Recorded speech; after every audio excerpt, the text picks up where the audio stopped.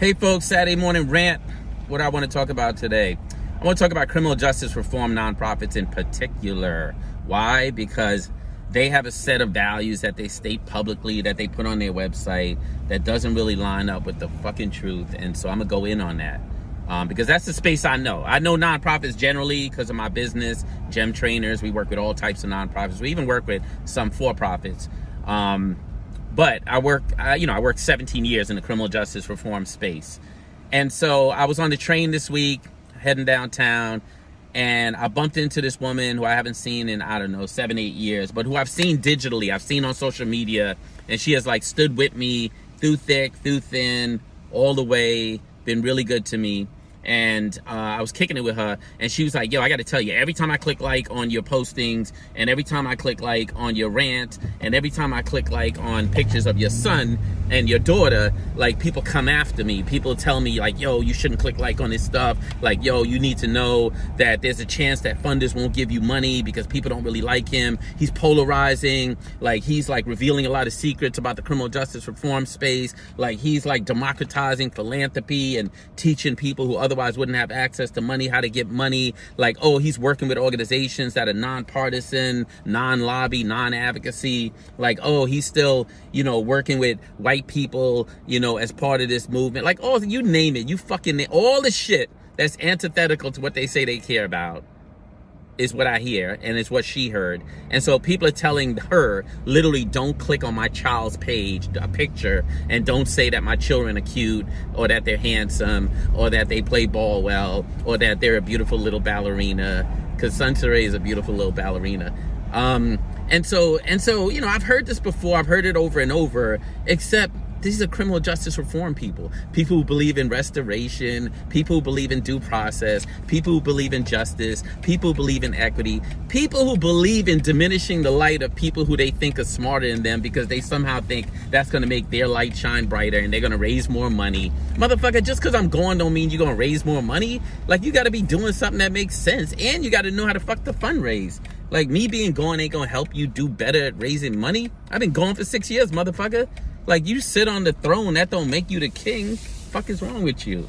Anyway, so it was good to have that conversation with her on the train, and it's good to see someone who's really stood with me. I believe in, I eat with the people I starve with. So, she'll always be able to come to me for whatever she needs. But I'm telling this story because, over the last 2 weeks, nonprofits, even criminal justice ones, particularly criminal justice ones, are I don't know what to do about what's going on between Palestine and Israel.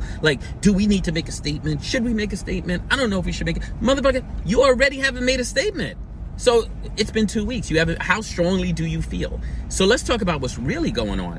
What's really going on is that your base of support, right? Your legitimacy is telling you that you should say something about Palestine, and that you should have been said it, and they're putting a lot of pressure on you, and they want you to choose sides. Except in criminal justice, I don't know if you're supposed to choose a side in this situation, except let me tell you the rest of the conversation, and I hope this doesn't land as anti-Semitic, but it's worth saying, and I have evidence to back it up. So I'll just say it since everyone else is scared to say it. People are worried that their funders have people who work there or lead the place that are from Israel, and that they're going to punish them if they say something really strong about Palestine. You saw what happened at Harvard. Them little elite ass kids somehow thought that they were going to go to Harvard, and because they're powerful and they come from powerful families and they have money, or just the very least of just being privileged for being at Harvard, that they could say out loud that everything that happened in Israel happened because of Israel, which was dumb shit, dumb, young, woke shit, doesn't make fucking sense, doesn't make sense, super passionate and emotional, not very thoughtful. And you all know this stuff is going to change day to day, week to week, month to month, but whatever. So that's what nonprofits are confused about, except with criminal justice nonprofits. Again, you get taught who to like and who to hate, and so people are in a predicament now where they're oh fuck, people have told us who the fuck to hate, and people have told us who the fuck to like, so now we have to make a fucking choice. One, you already should have made a choice. You didn't make a choice. The time is over for that, right? So just don't fucking make a statement at all. People pay me a lot of money to tell them this shit, so free game. don't make any statement at all. Time will go by. People can't stay angry forever. You'll get beyond this moment. But to me, this shit is so indicative of the larger problem we have, particularly in criminal justice nonprofits, which is tell the truth while you're here. You're here because you're mostly worried about how much money can you raise, how much can you increase your salary, how much can you destroy your competition. That doesn't really work in criminal justice reform nonprofit. It might work for other nonprofits. Like if I'm doing housing and I think I do it better than anyone, and maybe if I'm the best at it and I have some amazing way of doing it, then maybe I should be out there like convincing the city of New York or the city of Detroit or somewhere that I should be the one doing more housing. But like in criminal justice reform, you're out here saying you're trying to change the world. You're trying to change the way people think about folks who make bad decisions. And so therefore you have to be really fucking thoughtful about your own decisions. You have to be really thoughtful about whether you're standing on your values. And the place where I see a lot of these criminal justice reform nonprofits fuck it up is when they have to make these hard choices where their values are involved. And you know what they do almost every single time? They make the wrong fucking choice. They come down on the side of punitiveness. They come down on the side of like not bringing people together. They come back down on the side of not forgiving people. They come down on the side of not offering people grace. And that is why I'm so thankful for people like the woman I met on the train, because she doesn't have resources. She barely has a job. She told me about how difficult COVID was for her and her family and so on. And yet she'll never be one of those people making decisions about millions of dollars in nonprofit. You know who will be? The people who whispered to her, fuck Glenn and his kids. You shouldn't be clicking like on their pictures.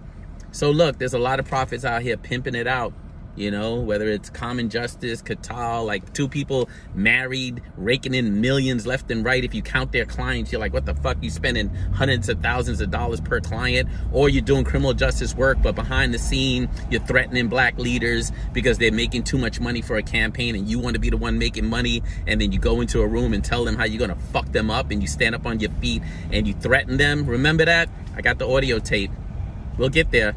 Anyway, in the meantime, this allows me to vent, get it out, enjoy my weekend, not let anybody steal my rainbow. I hope nobody steal y'all rainbow either. Y'all see I'm driving around, right? I'm driving in Harlem, a place I love. And at the same time, I'm ranting. It's what I do. I'll see y'all next week. In the meantime, don't let nobody steal your rainbow. Peace.